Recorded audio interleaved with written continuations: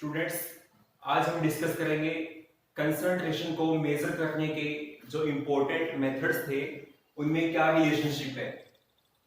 तो सबसे पहले हम relationship between normality and molarity, normality को हम डिनोट करते हैं कैपिटल एन से, मोलैरिटी को डिनोट करते हैं कैपिटल एम से। इन दोनों के बीच क्या रिलेशनशिप है। कई बार कंपटीशन एग्जाम में या बोर्ड एग्जाम में कोई क्वेश्चन आ जाता है, वहां पे सॉल्यूशन की मोलैरिटी गिवन होती है और कह देते हैं कि नॉर्मेलिटी कैलकुलेट करो, या नॉर्मेलिटी गिवन होती है और क्या कह देते हैं, मोलैरिटी कैलकुलेट करो। तो इनको आपस में कैसे रिलेट किया जाता है आइए समझते हैं। तो नॉर्मेलिटी और मोलैरिटी में जो रिलेशनशिप है, फर्स्ट रिलेशनशिप हम देखते हैं, लिखा हुआ है normality into equivalent mass equal है किसके, मोलैरिटी इनटू मोलर मास। यदि हमें किसी सॉल्यूशन का इक्विवेलेंट मास पता है, किसी सॉल्यूट का इक्विवेलेंट मास पता है, उसका मोलर मास पता है और उसकी मोलैरिटी पता है, तो हम उसकी नॉर्मेलिटी बहुत आसानी से कैलकुलेट कर पाएंगे। सेकंड जो रिलेशन है इसमें क्या है, normality equal molarity into basicity. देखो यहाँ पे बेसिसिटी लिखी हुई है, मतलब ये जो रिलेशनशिप है एसिड्स के केस में एप्लीकेबल है। एसिड्स के केस में ये जो रिलेशनशिप है नॉर्मेलिटी और मोलैरिटी के बीच रिलेशनशिप है। बेसिसिटी क्या है पहले बता चुके हैं, एसिड की होती है बेसिसिटी और बेस की होती है एसिडिटी। पहले भी बता चुके हैं क्या होती है बेसिसिटी।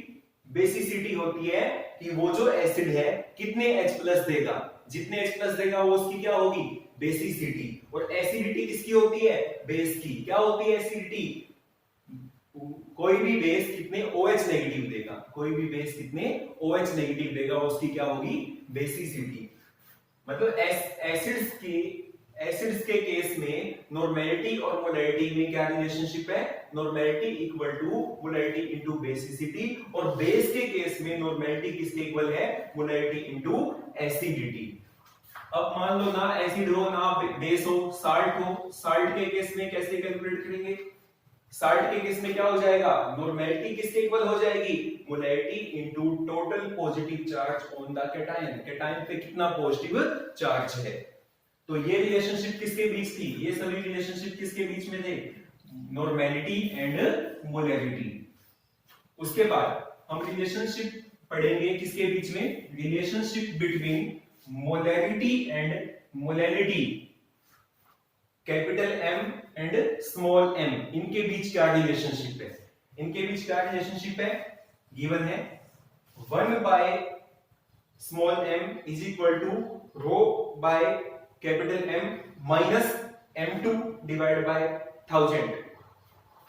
यहां पे जो स्मॉल एम है, small M is the molarity, capital M is the molarity, M2 क्या है यहाँ पे, मोलर मास ऑफ सोल्यूट, और रो यहाँ पे क्या है, डेंसिटी ऑफ सॉल्यूशन की डेंसिटी।